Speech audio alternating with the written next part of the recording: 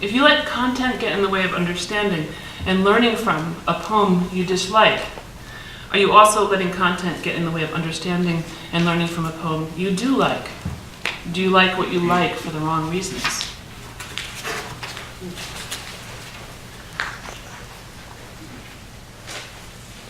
This isn't to say we should not take things personally. If we don't take things personally, aren't we refusing to feel and refusing to have opinions about right and wrong? We're appalled by Pound's behavior during World War II. We find Eliot's anti-Semitism ugly. And it's predictable that one would get offended when one thinks another poet is attacking the sort of poetry one writes, though one has occasionally done that sort of attacking oneself. It's the early 00s. University of Pennsylvania has just hired Charles Bernstein, the language poet. He gives a reading in the garden of the Kelly Writers' House on the Penn campus. It's packed, the folding chairs are full, and there's no room to stand either.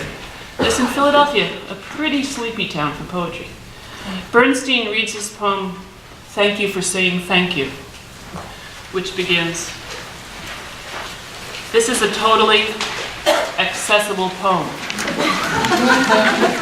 There is nothing in this poem that is in any way difficult to understand.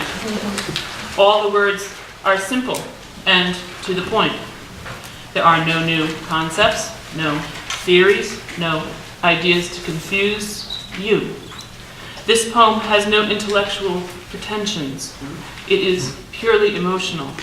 It fully expresses the feelings of the author, my feelings, the person speaking to you now."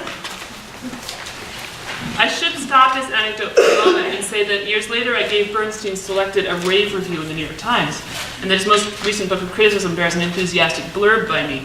But at the time, I'm listening to this completely obnoxious poem. Each line, word and syllable, has been chosen to convey only the intended meaning and nothing more. And this poem, like all good poems, tells a story in a direct style that never leaves the reader guessing, while at times expressing bitterness, anger, resentment, xenophobia, and hints of racism. Its ultimate mood is affirmative. And this poem belongs to no school, has no dogma. It follows no fashion. It says just what it says. It's real.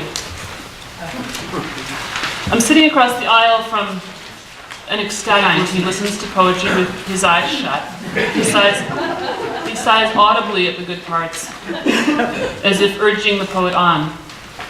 They always remind me of the people who throw water on runners at marathons.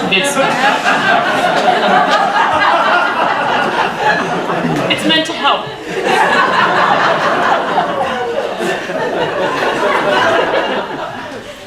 But some poems reject your help. They are rubber and you are glue.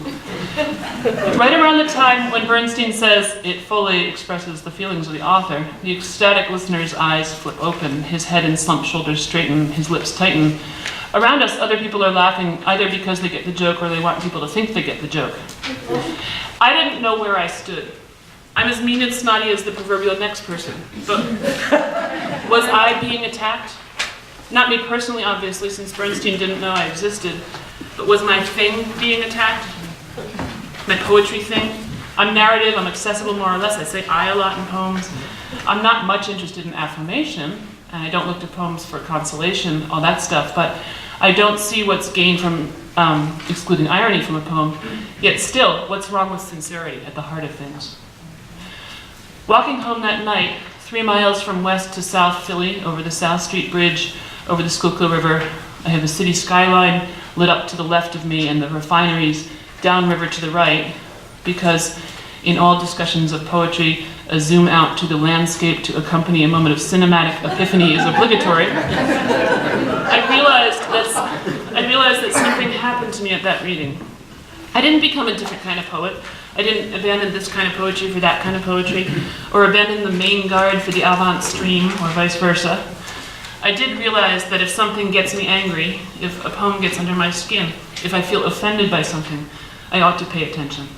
It's doing something well to make me and the ecstatic listener sit up and take notice. Not just zone out because here comes that good old poetry feeling again.